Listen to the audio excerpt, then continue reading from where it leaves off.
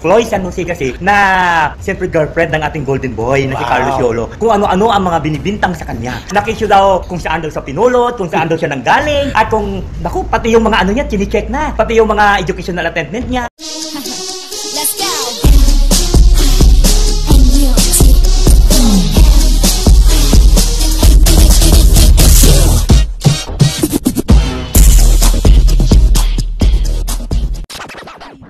Very controversial sa ngayon itong babaeng ito. Kung saan-saan siya. Kung saan-saan daw siya nangagaling yun ang mga ano sa kanya. Ito sa kasi ngayon, ito si Chloe San Jose kasi na siyempre girlfriend ng ating golden boy na si Carlos Yolo. Kung ano-ano ang mga binibintang sa kanya. Sige nga, mag-monologue ka, go. Hindi kami kikibo, ha? Nakisyo daw kung saan daw sa pinulot, kung saan daw siya nanggaling, at kung, naku, pati yung mga ano niya, chine-check na. Pati yung mga educational attainment niya. Tapos pati yung mga pera niya, kung saan daw nagagaling, bakit daw kaya niya makabili ng mga ganito, tapos kaya niya kumuha ng mga... Kaya mo yan, go! Yung biyoto! Kaya daw bumili ng ticket na first class. Ano naman ang katwiran mo doon? Paano mo siya ipagtatanggol? Iyo pa rin to! Ay di siyempre pag ganito, teka muna. Bakit naman binabase siya ng ganito? Alamin niyo muna ang katotohanan at kawang katotohanan lamang kung ano yung nasa likod kay Chloe San Jose. Nasa likod kay Chloe yan. Silya. Okay, sige pa, iyo pa rin to. Di siyempre ganun, kailangan wag muna sila magusga. Kailangan alamin muna nila kung sino ba si Chloe, hindi yung bakit alam nila, ano ba kasi klaseng babae ito? Bakit ganito magbihis itong babae nito? Napaka-sexy, lumalabas yung mga ano. Diba yung mga ganan? Ano yung lumalabas? Hindi, yung mga yan niya, di ba? Bakit siya lang ba nagbibihis ng ganon? Ayaw nga eh, marami naman dyan. Ayan. So, binigay natin sa kanya ang moment, di ba? Totoo naman po yung sinabi ni Wendell. Bakit naman po natin huhusgahan ng isang tao na hindi naman natin kilala kung saan nagmula at kung ano ang pinagmulan? Correct. Unang-una, ang tawag sa kanya ngayon, bukod sa pagiging, di ba sabi Goldilocks? Oo. Nag-apila daw ang mga taga Blue Ribbon, ha? Ay, ganun? Oo, bakit daw Goldilocks? Libre promo kasi. Ang tawag pa sa kanya ngayon, pambansang agua oxygenada lady. Ay. Dahil yung buhok nga niya, di ba? Yung buhok niya. Di ba? Yung kulay na yun, pang agua oxygenada, di ba? Yun pong mga ganon, napaka-physical na mga pinapansin natin. Kesyo, grade 6 lang daw ang inabot, tinakwil siya ng pamilya dahil matigas ang ulo. Hindi naman pala totoo. Mga kababayan natin sa Melbourne, Australia, nagpapatotoo na itong batang ito ay kumuha ng kursong nursing at ngayon ay kumukuha ng psychology. Kaya nakita mo naman. Kaya alam niya kung saan niya pala ilulugar at kung paano niya na-impluwensyahan si Carlos. At saka yung nakakatuwa yung sinabi ni Carlos sa isang panayam na yung mental health ko, siya talaga ang tumulong sa akin. Sa kanya ako natuto na makipag-usap sa tao dahil mahihain si Chloe. Ngayon, hindi na siya introvert. Marunong na siya dahil nga kay Chloe. Dahil inaano siya, ginagaidan. Parang ganon. Tapos, lang na, bakit palaging ayaw nila kay Chloe? Anong sabi? Kapag inggit? Pikit. Oo. Ipagtanggol mo si Chloe San Jose. Ay nako. Alam mo, wag yung muna husgahan yung babae niya. Paulit-ulit, tatlo na yan. Oo. Hindi, para kay Chloe, kailangan tignan nila muna at pag-aralan nila muna kung itong babaeng ito. Para... kasi yun naman yung mga bashers, sinasabi ng mga bashers. Sabi nila, epal daw. Hindi nga po epal eh. Ang dami-dami nung dumating ang mga atletang Pilipino. Napakarami pong nagtangkang kumausap sa kanya at mag-interview. Pero nung sabi niya, this is Chloe's moment. Hindi siya nagpa-interview. At ano po hindi naman Epalympics to. Olympics naman ang pinag-uusapan.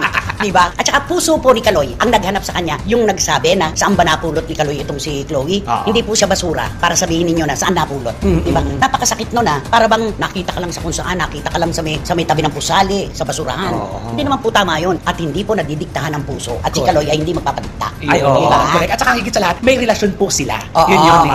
At saka yung palang pagpunta sa Malacanang, ang balita ng aking source sa akin, si Tita Cynthia ang nagsabi na, no, you have to be there. Kasi syempre, ang presidente ng Gymnastics Association of the Philippines ang nakakaalam kung sino ang nakatuwang niya sa pagsuporta kay Chloe nung panahon na madilim ang kanyang mundo. Isa si Chloe at ang kanyang pamilya doon. Diba? Wala, ibinigyan kagad nila ng dapat no, pamilya, agad-agad. Pero yun na nga mismo, nagsabi ang presidente ng gymnastics, nagsabi.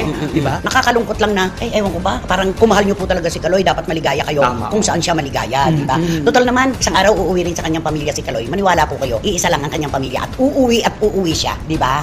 Uulitin ko, yung ipinuhunan na pagmamahal ng kanyang mga magulang kay Chloe, maaalala yon. Kapag namuhunan, may pipitasin. Diba? May pipitasin, ganun lang yon. Kaya sana naman, unawain po natin yung kanilang relasyon. Hindi porke nandiyan si Chloe San Jose na nakatabi. Pero iwas-iwas din kasi. Ilagay din sa dapat kalagyan. Diba? Kapag nagpapa-interview si Chloe, sabagay minsan lang naman nangyari yun. Tapos alam na, wala na.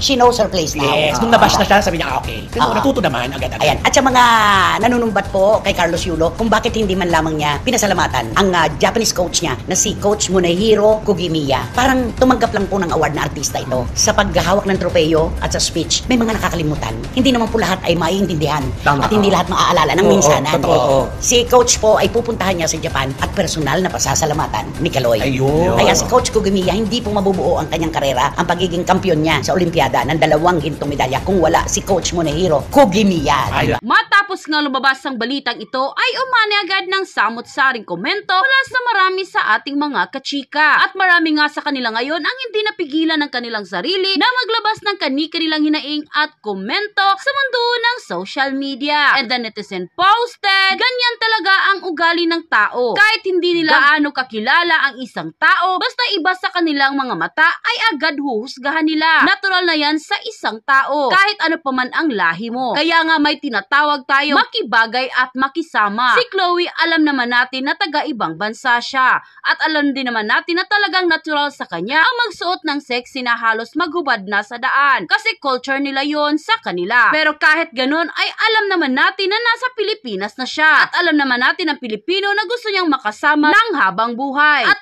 alam naman natin na ang nanay ng kanyang boyfriend ay isang Pilipina. At hindi gusto ang mga kabastos-bastos na suot. Hindi dapat mag-adjust dapat siya. Kasi hindi niya dapat pwedeng dalhin ang kanyang nakasanayang galaw dito sa Pilipinas. Siya ang bago dito. Kaya dapat siya ang makisama. Tama na, hindi na dapat natin husgahan ang isang tao. Lalong-lalo na kung hindi natin siya lubusang kakilala. Pero hindi ibig sabihin no na babaliwalain na lang natin ang mga nakikita at nararamdaman natin sa isang tao. Kagaya ni Chloe, sa kanyang mga ginagawa niya ngayon, pagsagot-sagot sa nanay ng kanyang boyfriend at sa mga kilalang tao na mag-post laban sa kanya. Sa pagpapakita pa lang niya ng sinagot-sagot niya, ang mga taong yon ay makikita na sa kanya talagang bastos siyang bata. Alam naman niya na may problema ang nanay ng boyfriend niya sa kanya. Hindi dapat gumawa siya ng paraan para magustuhan siya. Hindi yung hindi nga siya gusto, binabastos pa niya. Alam na nga niya na may problema ang kanyang boyfriend sa nanay nito, imbis na tulungan na magkaayos ay ginagatungan pa. Kaya